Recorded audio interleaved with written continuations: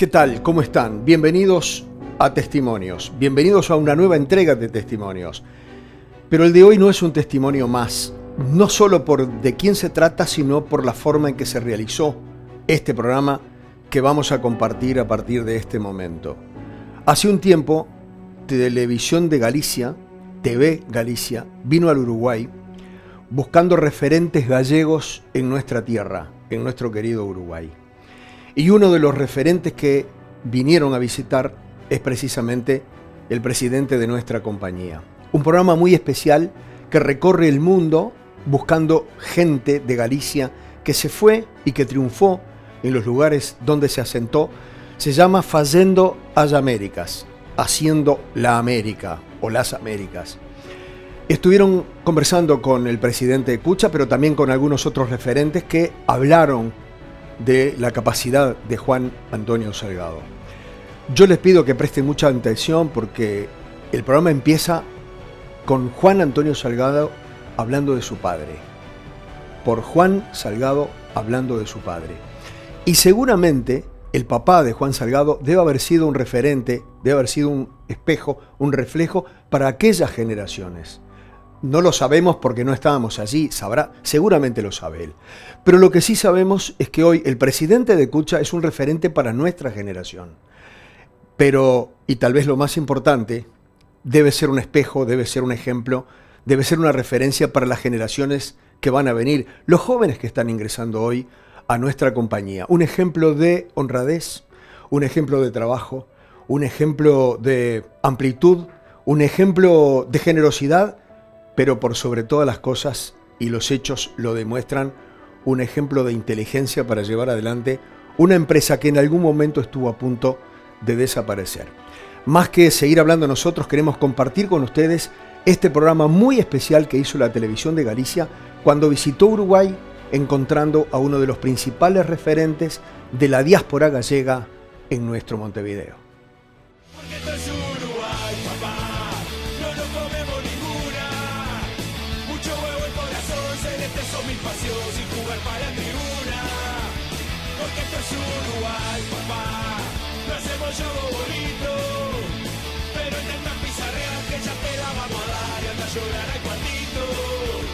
Un dos entretenimentos máis gratificantes para un galego á hora de visitar o Uruguai é buscar as múltiples pegadas da diáspora galega na súa capital, Montevideo.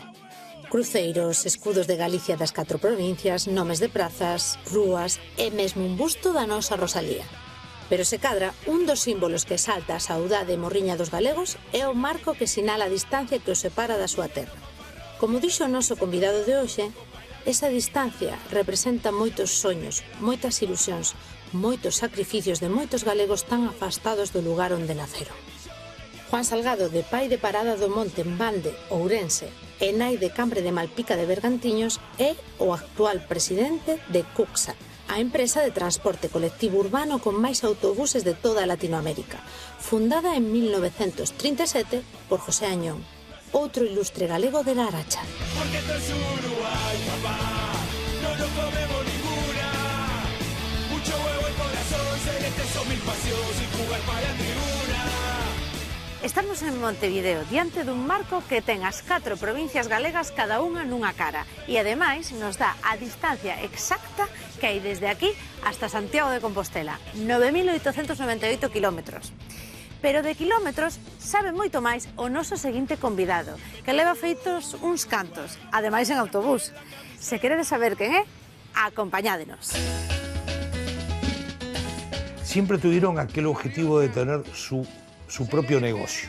Digamos, la figura de Juan es una figura muy conocida en Uruguay, con una característica bien particular. O sea, es el emprendedurismo gallego desde dentro de una organización. Lo mío es, lo primero, un bocadillo de tortilla, un bocadillo de chorizo, un bocadillo de jamón y el pulpo en sus variadas formas de hacerlo. Trabajar con Juan es muy fácil, porque como hace todo, uno como que está siempre a caballo. Habían 2 bois y un arado de madera que yo llegué a manejar haciendo el surco y sacando las patacas. Y la alegría de la gente es algo que te lo puedo decir, lo sentí a los 12 años y hoy, pasado muchos años, lo siento en la piel y me da una cosa especial.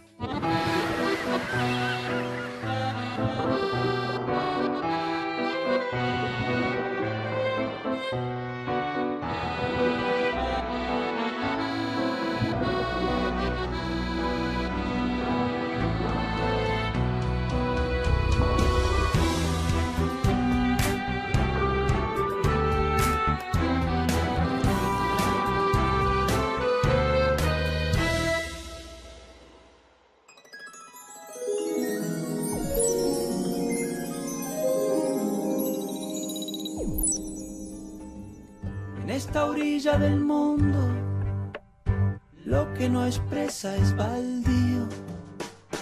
Creo que he visto una luz al outro lado del río. Estamos no centro neurálxico da cidade de Montevideo. Dende aquí podemos facer unha visión 360 de toda a cidade. Pero ademais, este é o despacho do señor presidente de Cucha, don Juan Antonio Salgado. Moitísimas grazas por recibirnos neste lugar tan fermoso. Muchísimas gracias a ustedes por visitarnos con mucha alegría y es un honor para Cucha que ustedes estén aquí con nosotros. O honor é noso, sen dúbida. Imos comezar falando de tempos pasados. O seu pai, Antonio, chega a Uruguai tendo nada máis que 2 ou 3 moedas no peto. A que veu a República Oriental do Uruguai, el? En realidad, mi padre, como muchos gallegos, llegó a Uruguay casi que de casualidad. Mi padre se bajó del barco en la ciudad de Santos, que es la primera ciudad que tocaba el barco luego de partir de España, y allí empezó a trabajar. Ese mismo día que llegó, empezó a trabajar en un bar con alguien que ya le dio alojamiento, además, y comida, que era lo que necesitaba para sobrevivir. De todas maneras, él tenía como objetivo, porque había... ¿Por qué llegaban? Llegaban por el boca a boca que conocemos hoy. Y lo que escuchó mi padre es que en Uruguay había un gallego que era de La Coruña, de cerca de La Coruña, que se llamaba José Añón, y que era alguien que estaba dispuesto a darle una mano, era como un mojón que había acá, que estaba dispuesto a darle una mano a muchos gallegos que llegaban aquí dándole, ¿qué era darle una mano? Era darle trabajo. Y allí mi padre empezó a bajar desde Santos, desde Brasil, hasta que entra en Uruguay y llega a Montevideo, no en barco, pero llega a Montevideo y llega en busca, como tantos gallegos, de ese hombre, de esa figura que era como la ilusión de poder estar con él, de muchísimos españoles, muchos gallegos fundamentalmente. El gallego, cuando llegó a Uruguay, no vino a pedir trabajo de empleado público, vino a pedir trabajo sin ver cuál era el trabajo, sin tener ningún tipo de preferencia. Siempre tuvieron aquel objetivo de tener su propio negocio, su pequeño negocio que le diera actividad a él y a su familia para poder desarrollarse y trabajar.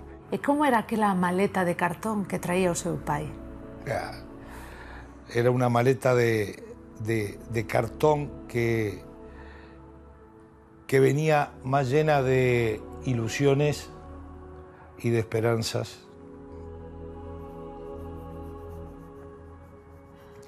¿Querés cosas? Disculpa. No. Pero venía mucho más llena de eso.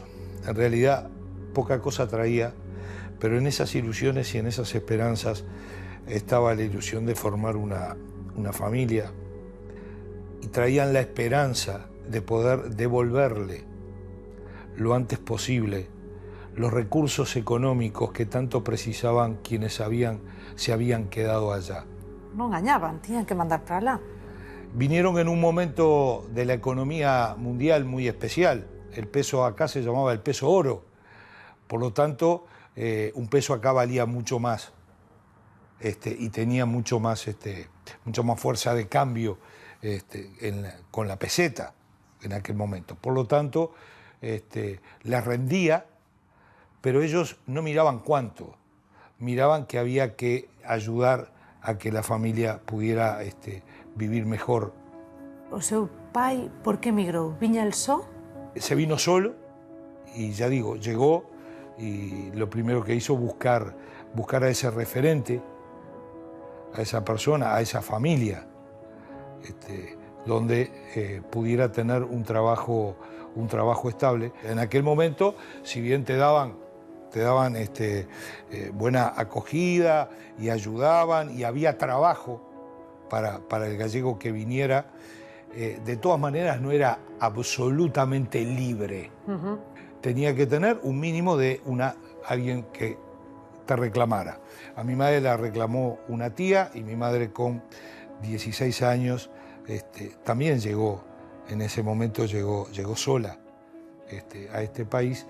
Y al otro día que llega, la tía ya tenía un trabajo para ella que era en una casa familiar, para trabajar, para colaborar con las cosas que tenía que hacer. Y trabajó ahí hasta que nací yo y mi padre le planteó que se quedara en la casa y no dejó de trabajar. Yo te diría que empezó a trabajar más, porque nuestra casa, que tenía unos 1000 metros de terreno, era una pequeña casa con un gran terreno. Sí. Y en esa casa, bueno, se empezó a desarrollar lo que ella conocía, lo que ella sabía, y a generar los recursos que ella podía ayudar a su esposo, a mi padre en ese momento, que era plantar.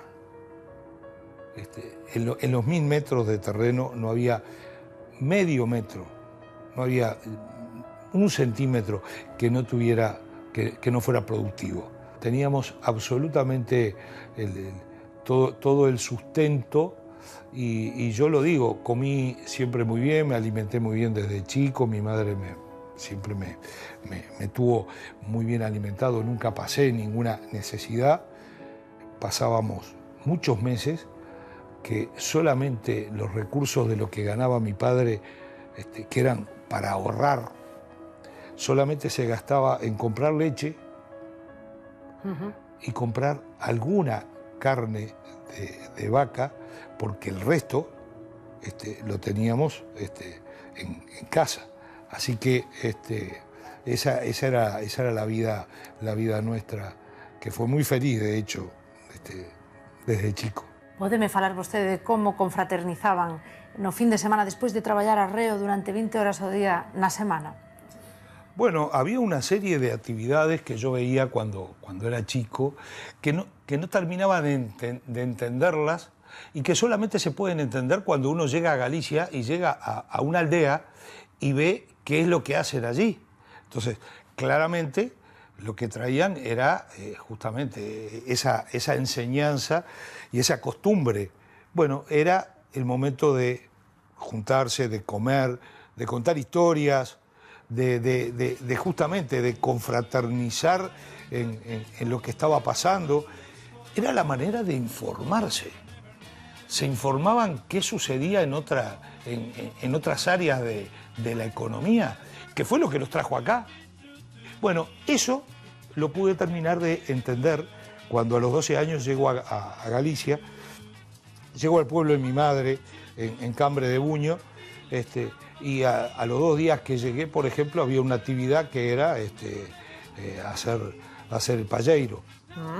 Y que había que ir, y iban todos, y allí íbamos todos, y bueno, y ahí se hacía el palleiro, se confraternizaba todo el día, te presentaban en sociedad, y lo que veía que también sucedía allí era la forma de conocerse entre las nuevas generaciones. El gallego lo que siempre tuvo claro de que le daba todo el tiempo al trabajo.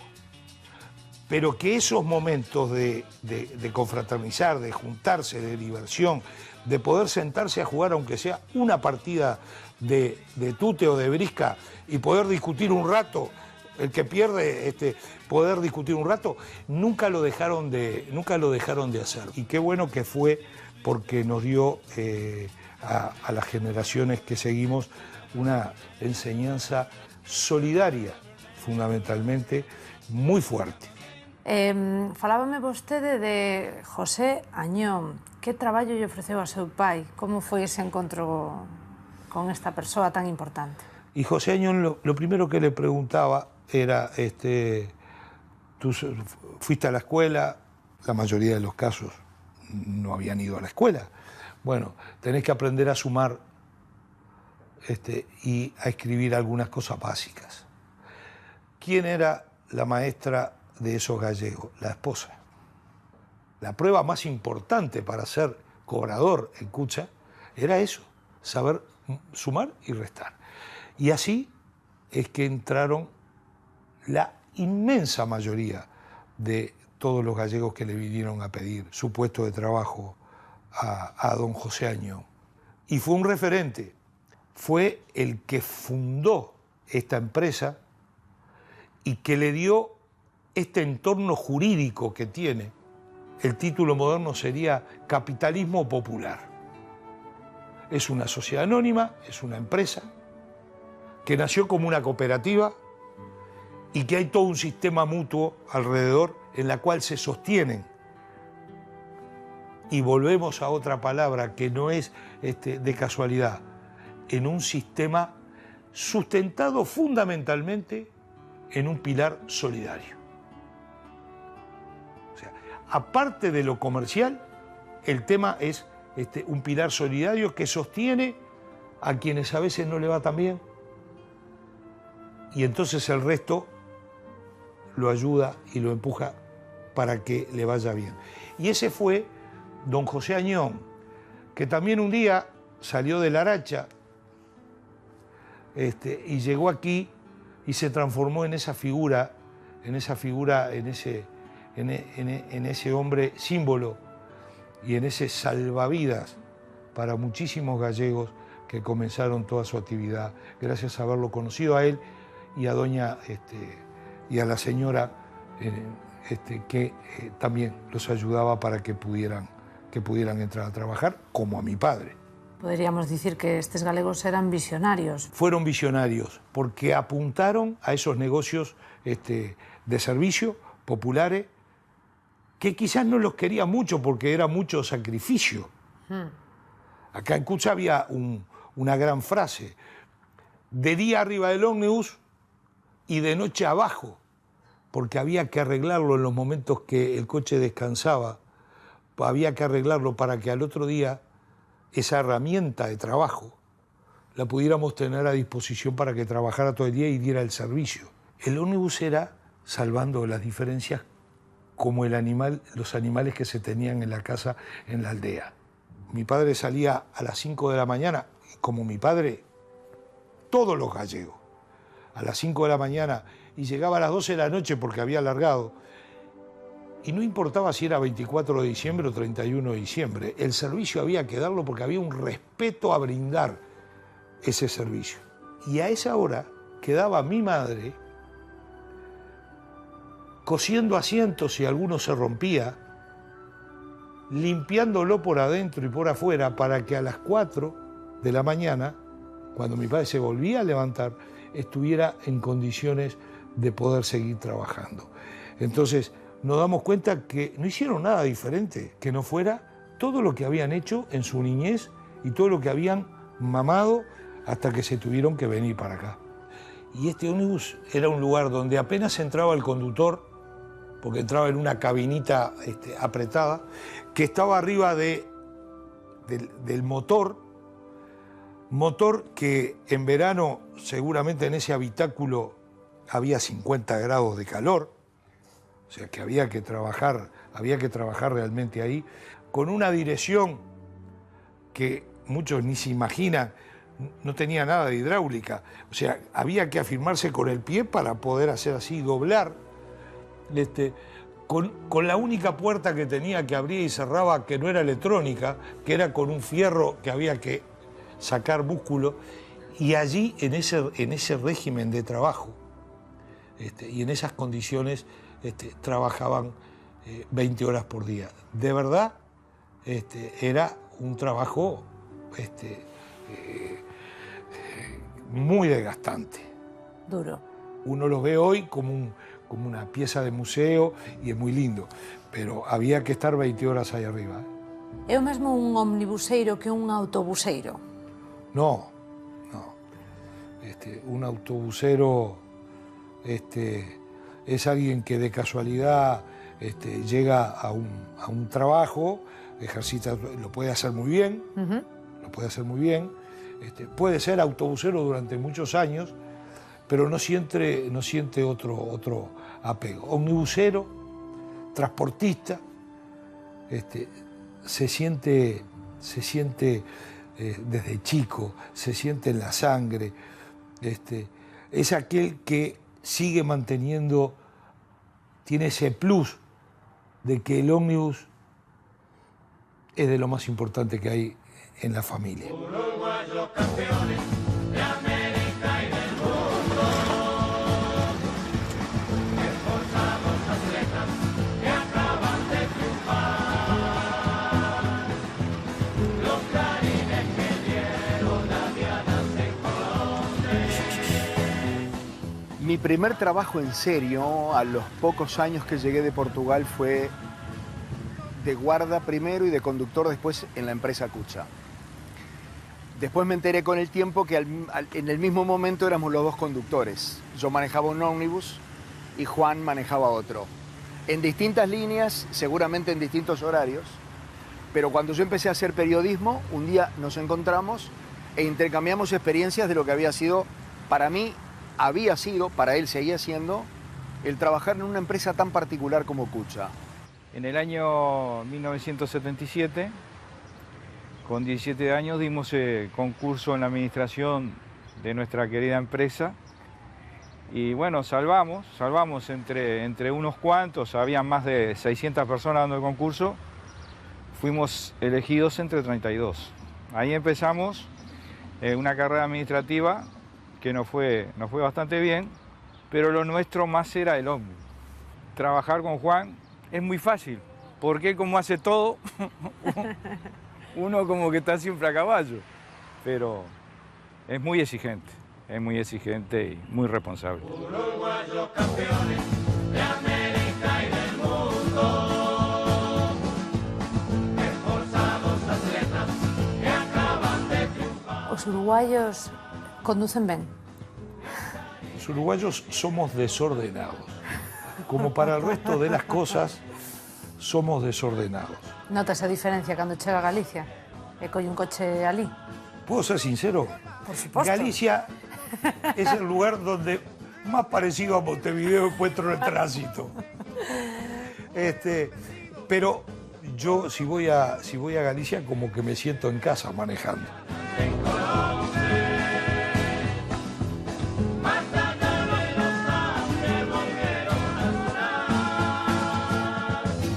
Vou volver agora ao verán do 72.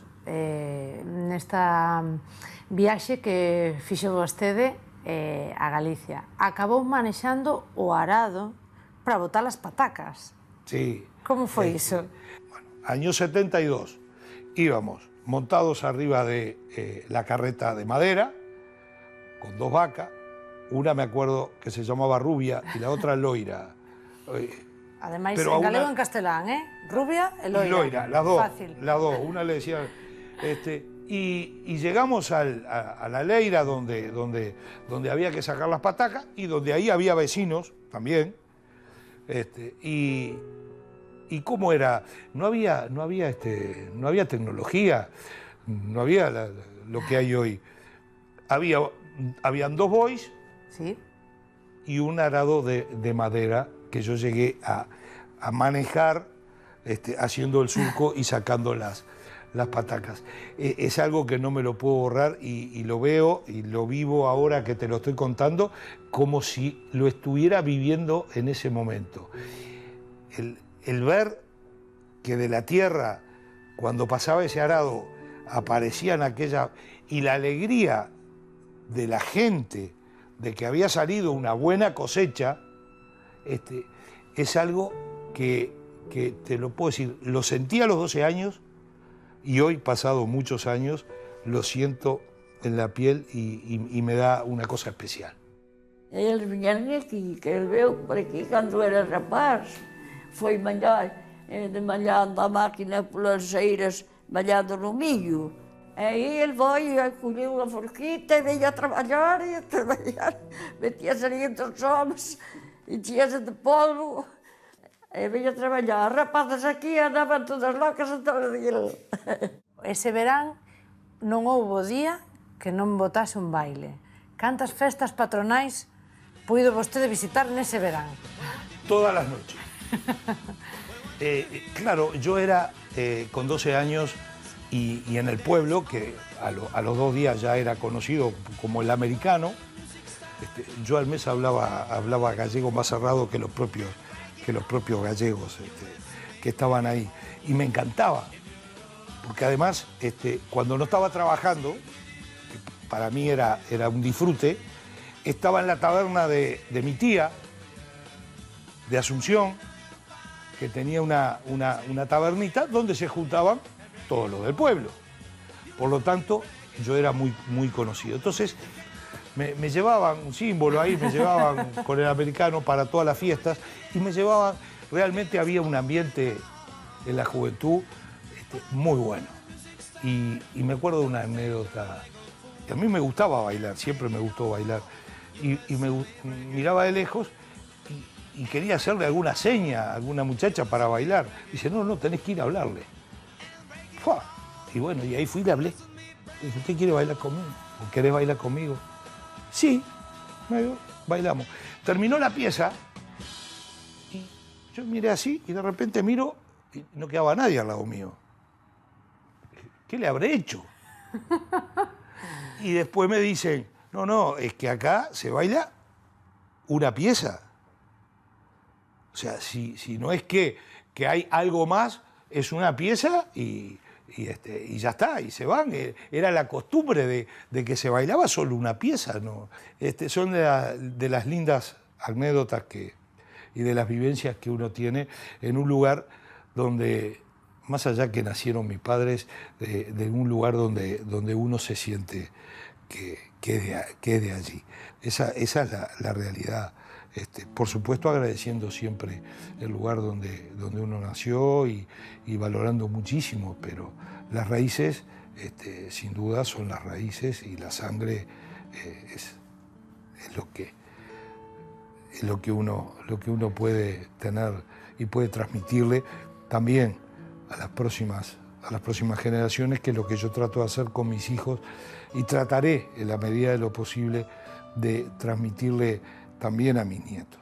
Que ademais chegaron hai pouco 2, verdade? 2. La pandemia nos trajo cosas muy buenas. Por ejemplo, dos nietos, una nena, Pía, y un varoncito, Juan Manuel. Volvendo á súa nai, dona Celia, cando chega, comeza a traballar cunha familia. Tenlle contado a vostede algunha vez como foi aquel traballo no entorno daquela familia? Se foi duro, como a trataron? Tengo el gratísimo recuerdo de que después de muchos años que mi madre no trabajaba con esa familia, que fue cuando yo nací, yo ya tenía 10 años, 12 años, y la gente, las señoras, eran 4 hermanas solteronas, seguían viniendo a mi casa a saludarla, a pasarse la tarde, a pedirle que hiciera una pizza y comer algo con mi madre de tarde. En casa era gente como si fueran familia. Hoy yo puedo decir con orgullo que sucedían esas cosas, son las pruebas de que las cosas las hizo bien. Antes de ser conductor, tivo outros traballos, verdade, no ómnibus. Cales foron? un día le planteé a mi padre, no quiero estudiar más. Y mi padre, ¿a dónde podía llevarme a poder iniciar mi actividad? La CUTSA. Mi madre no, mi madre fue contraria, no quería, ella quería que yo siguiera estudiando. Y yo le trataba de decir que si no empezaba a trabajar, después me iba a costar más, pero que estudiar no iba a estudiar. Y bueno, mi madre era de aquellas que soñaban con su hijo el doctor.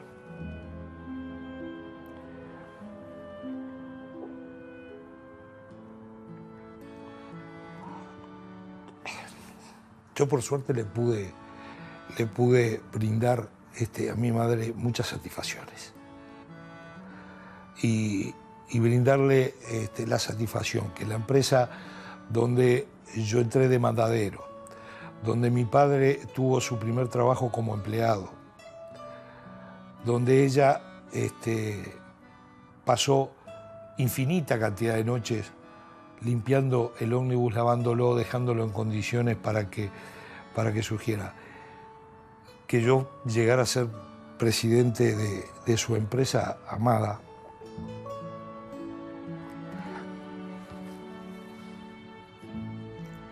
creo que le cumplí el gusto de lo que quería. Y lo digo con mucho orgullo. Trabajé de mandadero hasta cumplir los 18, hasta que un día vino el segundo planteo y le dije a mi padre, yo en las oficinas quiero trabajar en la calle, quiero trabajar en el ómnibus, quiero trabajar de chofer. Y ahí empecé a trabajar de conductor un tiempo, hasta que por la forma de ser de uno, de que uno es inquieto, de que para mí CUTSA no es una empresa, CUTSA para mí es un proyecto de vida, fue siempre. Y bueno, y en 1992, cuando yo tenía 32 años, entro en el directorio de la empresa. Hasta en 1996 el propio directorio me nombra presidente con 36 años. Era algo muy pesado en aquel momento. Hoy, a 25 años de tener o de ejercer la presidencia en forma ininterrumpida, haría exactamente todo lo que hice y me siento bien. Me siento bien porque mi padre no solamente se quedó en el orgullo de que yo estuviera en la presidencia, se quedó con el orgullo de haber visto una parte de la transformación de la empresa que se hizo en estos últimos años, y mi madre también. Eso creo que es lo que más rescato y bueno, lo que me alimenta tremendamente a mí el espíritu y las ganas, la superación, el por qué no, el derribar las utopías que se ponen en el camino muchas veces y las barreras, y bueno, y todas las ganas de seguir luchando y seguir proyectando cosas nuevas, ideas nuevas para el futuro.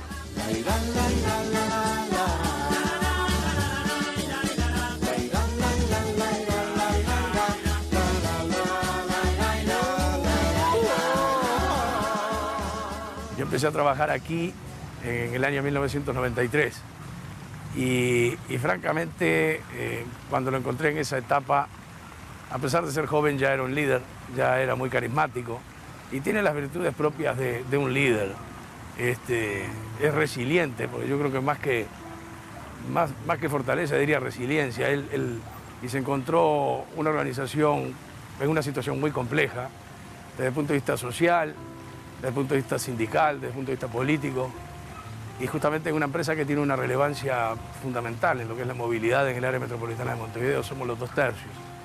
Entonces, yo creo que las virtudes principales son confiabilidad, resiliencia, es además muy innovador, él detesta la mediocridad, él persigue la excelencia en todo lo que hace, Se podría decir que a veces entre las luces y la sombra puede ser que es muy ansioso, es muy impaciente, pero creo que ahí está también parte de la clave del éxito.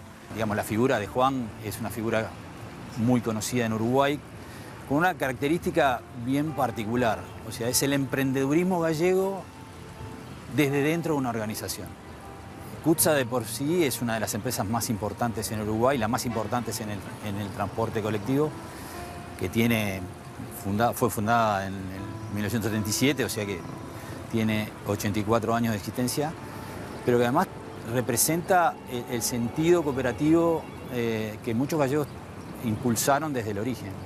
Y él puso su impronta de las nuevas generaciones, haciendo que esa empresa se transformara en una empresa moderna, innovadora, generara como figura de articulador un nexo con los reguladores, con las autoridades, pero además con los accionistas, que son 3.400 accionistas. O sea, es un montón. Hay que manejar una empresa donde además los accionistas, muchos de ellos trabajan en la empresa.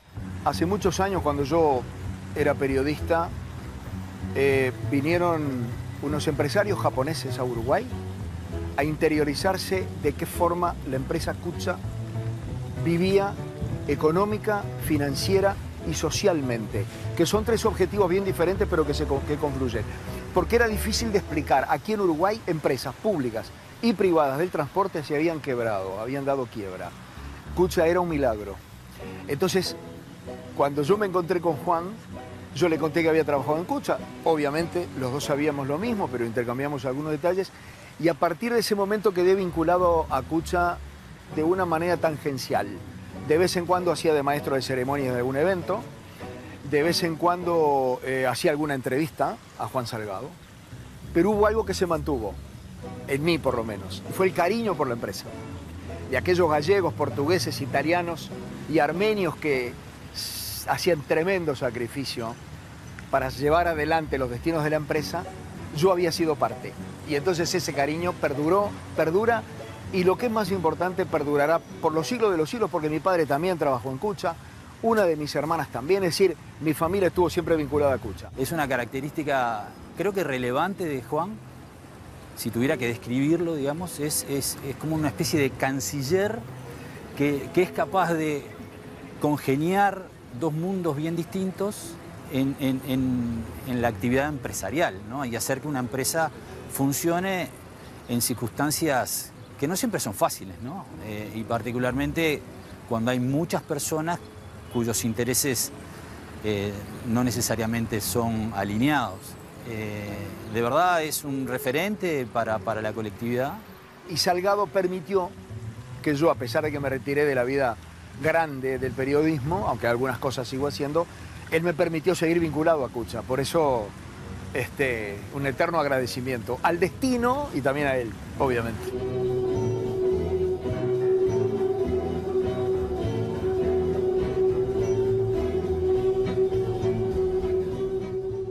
¿Podríamos considerar esta empresa gigantesca como una cooperativa?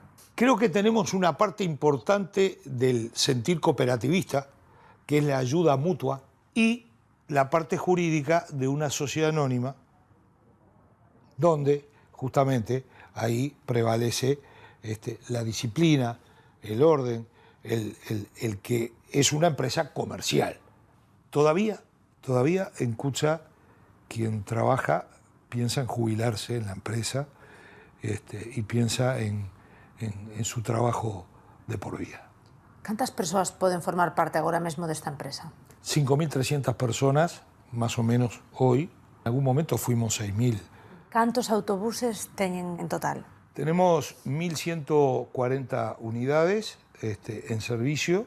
Tenemos el 70% del servicio que se da en Montevideo y en el área metropolitana. A mí no me gusta decir somos grandes. Tenemos una gran responsabilidad en lo que es el traslado de los montevideanos durante todos los días.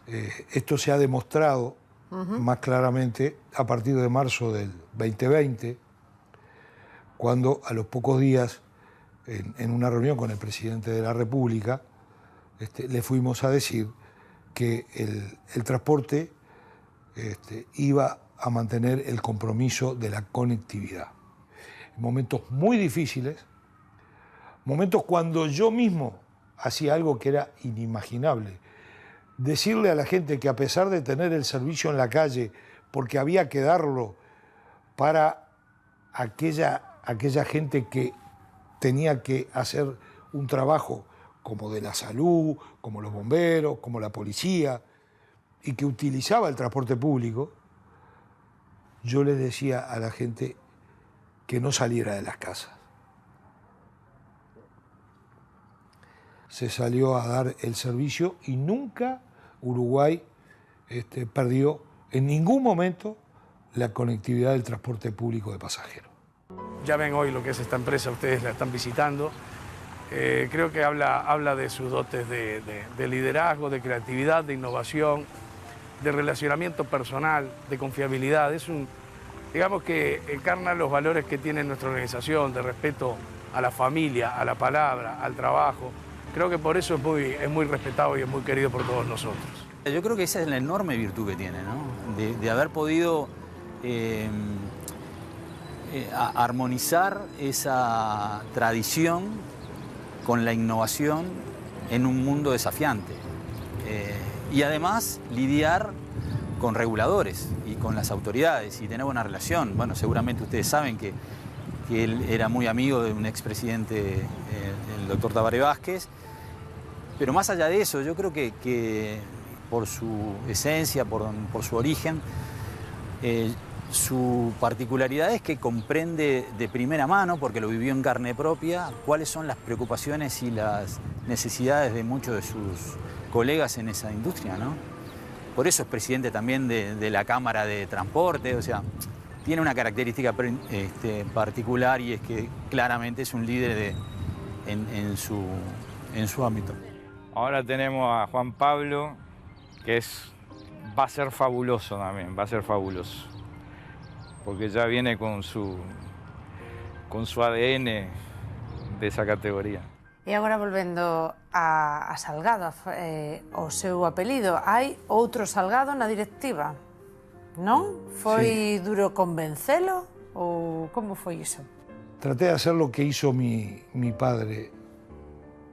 No decirle nada nuevo, pero sí decirle lo que me habían dicho y trasladárselo y que lo pensara bien. Que esto no era un trabajo. Para trabajar conseguíamos en otros lados. Esto es un proyecto de vida. Y mi orgullo más grande es verlo desarrollarse y que, sin demostrármelo, pero sí viéndolo yo, porque sé lo que se siente, es ver que le gusta lo que hace. Hai algo do avó Antonio en Juan Pablo? Sí, yo creo que hay más de él que mío, que es justamente ese sentir solidario. Físicamente en la forma de caminar. Lo veo a él de espalda y veo a mi padre caminando sin lugar a duda. Algún proxecto de futuro que o teña especialmente ilusionado? En especial hoy salir adelante, que todos podamos salir de esta situación y volver a una nueva normalidad.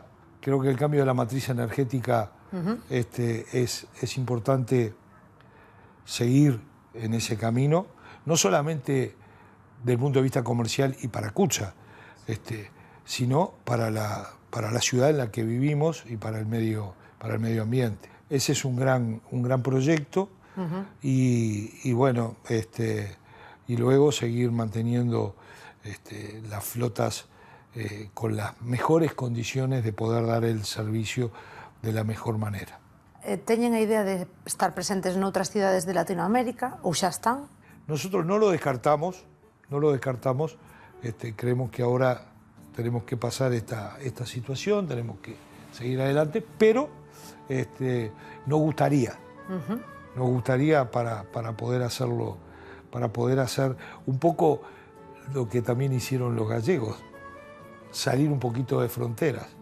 E agora quería falarlle da súa muller, que é filla de galegos. Cando foi a última vez que viaxaron a Galicia? Con Olga, con mi señora, fui hace 6 años y la verdad pasamos genial, tremendo, visitando. Yo soy de los que, por ejemplo, fui a Parada de Monte, no encontré a nadie, me senté en la fuente que había enfrente a la casa de mi padre y me pasé horas ahí sentado en esa fuente que tomábamos agua. Cuando fui aquella primera vez, me pasé horas ahí sentado, parecía que había algo que me llamaba. Hasta que pasó una señora de mucha edad que me saludó. Hola, meu filliño, no sé qué. Iba con un balde y en el balde llevaba pimientos. ¿Y qué hace por ahí? Acá estoy. ¿Y usted conoce a Antonio? Acá vivía, sí, vivía Eduardo, vivía... ¿Y conoce a Antonio? Y se puso a llorar. Y claro que lo conocía y me empezó a contar, en la primera parte me empezó a contar de las fiestas que iban juntos, porque ella era de esa época, y terminé comiendo con ella los pimientos fritos y unos huevos fritos, pasando un día de los mejores de mi vida. O que falábamos antes, que tamén o trouxeron aquí a Uruguai, os galegos, que comían e ainda, neniño, quedache con fame, queres que che faga un ovo fritido. En Galicia es como si, no sé, realmente me siento como en mi casa, sin lugar a duda. O mellor atardecer de Galicia? En la leira donde yo le llevaba las vacas a comer todo el día, yo me quedaba parte del día ahí, era en un acantilado, era allá arriba, en el Cantábrico. Ese fue el que me quedó marcado siempre.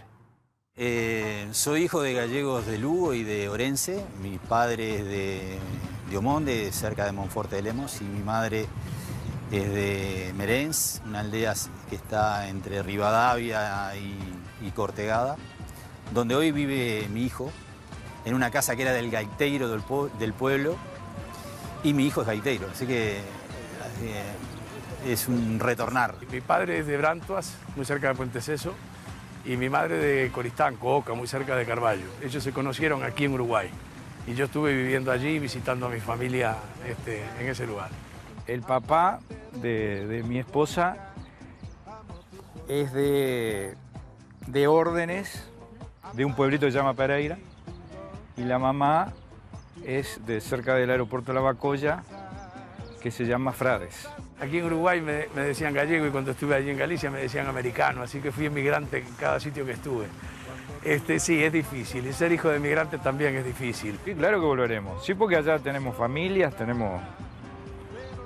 mi señora tiene su casa, tiene todo ya. Se echan de menos las raíces, se echan de menos los abuelos, o no tenerlos, o mejor dicho, no vivirlos, más allá de conocerlos en algún viaje. Y luego, sí, naturalmente, más allá de que esta es una sociedad muy acogedora, nunca es tu tierra, nunca es tu tierra. Cales son os rasgos fundamentais desa forma de ser galega? Como describiría vostede? Buena persona, trabajadores, honestos y se hacen querer mucho. Sí, gente muy laburadora, muy emprendedora, muy sacrificada, muy seria, muy responsable, incapaz de quedarse con nada de otra persona, pero sobre todo el espíritu de sacrificio. E cando van vostedes a Galicia, que un bo cocido, un bo polvo a feira? Lo mío es, lo primero, un bocadillo de tortilla, un bocadillo de chorizo, un bocadillo de jamón, y el pulpo en sus variadas formas de hacerlo. Y claro, y los parientes me invitan con mucho gusto, porque decirles que no a ellos es difícil. Y estar sentado en una mesa y no comer es mucho más difícil. Bueno, pero conmigo no tienen dificultad, porque yo les hago honor y homenaje a las comidas, realmente lo disfruto. Na súa casa mantívose a cultura gastronómica, na súa casa comíanse pratos galegos? Siempre, o sea, toda la cultura, toda la parte de cocina de mi madre era de su influencia del puerto de mar, como le decía. Cambre no solamente está a la orilla del Cantábrico, está a 10 kilómetros de Malpica. Por lo tanto, en casa se comía mucho pescado, mucho marisco, cuando era posible. Se plantaban las coles para tener los grelos. Todo era en función de esa gastronomía. E que anécdota ten vostede cos percebes? Bueno, cuando yo no sabía lo que era en aquel año 72, también a los pocos días de llegar a la casa de mi abuela, pasan por ahí unos cuantos muchachos, eran 8 o 10, y venían con varias bolsas, bolsas importantes, con un producto. Me preguntan, ¿está Estrella? Mi abuela se llamaba Estrella. Sí, cómo no. Y ahí le dejaron, vamos que le vamos a mostrar a los americanos. Y le dejaron una bolsa importante, de percebes. Yo los comí, me gustaron, sin duda, me encantaron, todo lo demás. Y después de los años, en un restaurante, me acuerdo, en La Coruña, voy a pedir una entrada, entonces miro así, pero estos eran los que regalaban por bolsas en el pueblo de mi madre, en Cambre. Y yo estaba era un almuerzo de negocios, donde estaba con el gerente de un banco importante, estábamos charlando, y cuando voy a partir el percebe, salta y le ensucia la camisa blanca al gerente. Y yo no sabía qué decirle. Y me dice, tranquilo, que ahora voy para el pueblo mío y presumo que comí percebes. Tal cual fue así. E fixo vostede algunha vez o camiño? Dentro de mis prioridades de poder viajar, cuando esto se normalice, según la época del año, va a ser justamente hacer el camino de Santiago. Es una materia pendiente. Teño que advertir unha cousa. Son 9.898 kilómetros. Non sei se está vostede disposto. Bueno, empezaremos no caminando. Empezaremos con algo que nos transporte, porque nadando no, pero sí, ese día a partir de ahí, voy a tener el registro fotográfico de ahí, voy a hacer algunos kilómetros no caminando, pero vamos a elegir algún lugar que evidentemente tiene que ser en Galicia para hacerlo, y bueno, y tener eso, que lo quiero, es un tema personal que lo quiero tener. Vostede sempre di que o mellor está por vir. É un desexo ou unha convicción? Es una convicción que viene de muy, muy, muy adentro. Yo estoy absolutamente convencido que siempre lo mejor está por venir. ¿Por qué? Bueno, porque es lo que me da las ganas todos los días de levantarme, de saltar de la cama y de que con toda la fuerza encarar cada uno de los días, a pesar de lo del día anterior. Ese nuevo día, lo que nos mantiene con fortaleza, además, es convencido de que lo mejor va a venir. Y para eso tenemos que luchar todos los días. Houbo antes unha cousa que me dixo que me quedou grabada. A sorte para o emigrante. Ese concepto de sorte, ¿non? La suerte que le llaman la suerte del equipo campeón. Aquella pelota que de los 15 partidos del campeonato, una pegó en el palo y entró, en lugar de salir. Y bueno, y gracias a eso tuvo los puntos para después terminar ganando el campeonato. La suerte es necesaria, pero la suerte hay que dejarla que venga sola y al final. Primero hay que lograr que las cosas sucedan. Para lograr que las cosas sucedan hay que pensarlas, hay que soñarlas, después hay que darle forma, después hay que seguirlas, porque las cosas no se hacen por un decreto, se siguen, se empujan, se impulsan, se controlan, y en todo eso, en algún momento después nos dimos cuenta que en esta parte tuvimos suerte. Esa é a clave do éxito empresarial. Saben que somos el país de la carne, el asado, Sí. ¿no? Y hay algunos irrespetuosos que dicen que el asado se hace solo, porque ponen la carne ahí, le ponen la brasa y después se da vuelta. Yo soy de los que creo que el asado no se hace solo. Al asado hay que estar continuamente mirándolo, Sí. haciéndole las cosas, moviéndole la brasa, dándolo vuelta, y entonces ahí se hace bien. Chegamos ao final. Foi de verdade un verdadeiro placer para min, e no nome meu, no da equipa de Facendo as Américas, no de Televisión de Galicia, darlle as grazas, dedicarlle esta entrevista a esa gran muller, decirlle que estou moi agradecida, que foi un verdadeiro placer, volver a darlle as grazas.